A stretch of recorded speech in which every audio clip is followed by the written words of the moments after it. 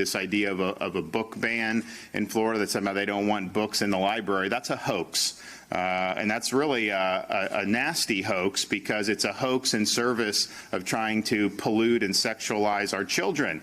We'll also talk about the Black history hoax, the idea that somehow we're not teaching about that, and not teaching about things like racial discrimination. Today we saw Florida Governor Ron DeSantis on defense, trying to explain away the results of the 2022 legislative accomplishments he bragged about just a day ago during his State of the State address. DeSantis backpedaled at a podium, promising to expose the book ban hoax and providing this opening statement. Myth number one, Florida has banned books from the classroom. And then fact number one, here are the books parents found in Florida schools and reported to their school districts for removal, which is very much still banning books from the classroom and also doesn't account for the shuttered classroom libraries across the state. The governor used a similar strategy to defend his Stop Woke law and his decision to reject a new AP African American Studies course. Despite DeSantis' efforts, people in the state who are affected by his Stop Woke and Don't Say Gay laws do not seem to be buying it. These laws have had an undeniably chilling effect on classrooms and teachers and students across the state as they soared through the anti-woke provisions stipulated in those laws, sometimes under threat of felony prosecution. But already, DeSantis and the Florida legislature are adding to the legislative pile, shifting their focus to include state colleges. A new House bill on the docket this session takes aim at colleges' diversity, equity, and inclusion initiatives. It eliminates majors or minors in critical race theory, gender studies, or intersectionality, and it puts professors up for tenure review at any time. Even before that bill becomes law, DeSantis and Florida lawmakers have already planted their flag at a small public liberal arts school called New College. New York Times columnist Michelle Goldberg has been closely tracking the changes on this campus. In January, she interviewed one of DeSantis' hand-picked new trustees for the college, someone who's become nationally notorious for his fervent anti-CRT campaigns. His name is Chris Rufo. Goldberg writes, the fight over the future of New College is about more than just the fate of the small school in Sarasota. For DeSantis, it's part of a broader quest to crush any hint of progressivism in public education, a quest he'd likely take national if he ever became president. For Rufo, a reconstructed New College would serve as a model for conservatives to copy all over the country. If we can take this high-risk, high-reward gambit and turn it into a victory, we're going to see conservative state legislators starting to reconquer public institutions all over the United States, Rufo said. Should he prevail, it will set the stage for an even broader assault on the academic freedom of every instructor whose worldview is at odds with their Republican Party. That is the goal of this New College trustee, reconquer public institutions across the country.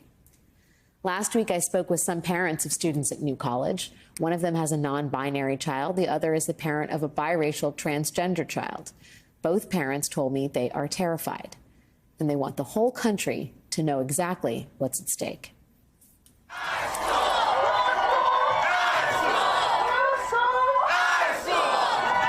I think it's important that everyone in the country knows what's happening here in Florida, not just at this school, but what's going to happen at the other public schools, because a lot of people have children in public schools. Yeah. I just say we have to keep speaking. We have to keep making our voices heard.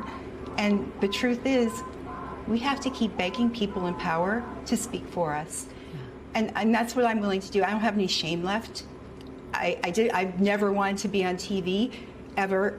I'm terrified. I want America to know what's happening here, because I know that Governor DeSantis is running for president. I started seeing all of this book banning and the K through 12, you know, don't say gay, and et cetera, and I was like, my kid's gonna be an adult soon. Well, then obviously now they're coming for adults in higher education and telling them how they can, you know, think and feel and express themselves.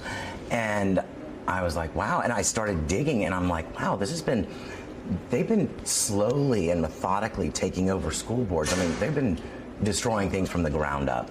Now that I realize the mistake that I made, I should not have put my head in the sand, because it is definitely much more far-reaching than I had thought, and I'm probably more far-reaching than the country realizes. What are the implications if the college doesn't make it, if it becomes something else? What are the implications for your son and your family?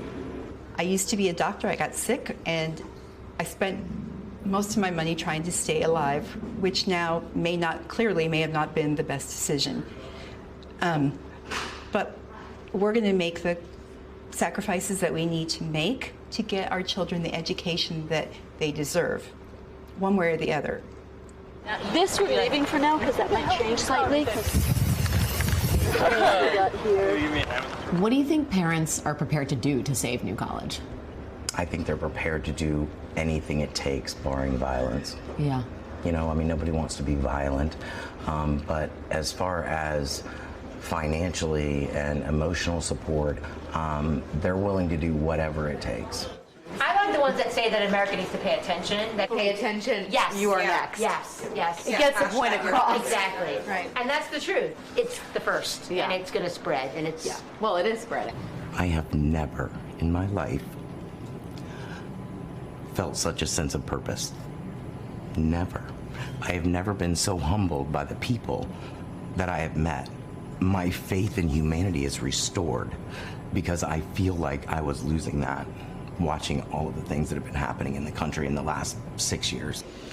I mean, it's personal, right? It's so personal. It's very clear cut and it's deeply personal. When you come after someone's children, there is nothing that is going to give a parent a better sense of, okay, okay, I'm coming after you. Now you've pissed us off, quite frankly.